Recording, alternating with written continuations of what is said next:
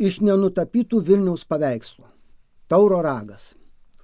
Duris plačiai atverdavęs visiems, norintiems įsitikinti jo mitologijos gyvybingumu, bet labiausiai laukdavęs studentų, fuksų ir jau mokslo ragavusių antrakursių, niekam nežinomų poetų ir pradedančių garsėti kritikų, po lotynų ar vokiečių paskaitos, norinčių pasislėpti nuo gotiško šrifto persekiojimų ar įkyrių idharpijos lotyniškų linksniuočių.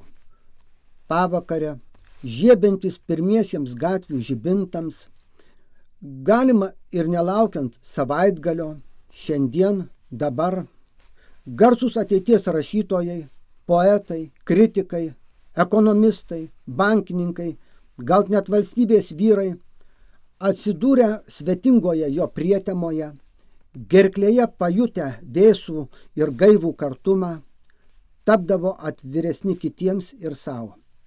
Apačioje, sako, rinkdavosi visokie neaiškus tipai, proletariatas, na ir šiaip, bet čia, viršuje, viskas visada būdavę akademiška ir solidu, gal net dveldavę senovę, didikų medžioklėmis ir tauriaisiais žvėrimis.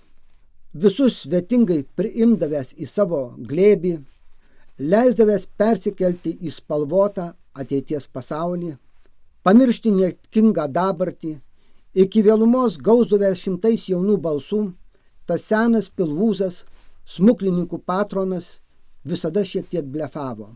Rodė gyvenimą gražesnį ir spalvingesnį nei tą, kurį kiekvienas iš mūsų buvome gavę kaip šachmatų uždavinį, kaip mokyklinį namų darbą, kurį anksčiau ar vėliau turėsime išspręsti savo jėgomis.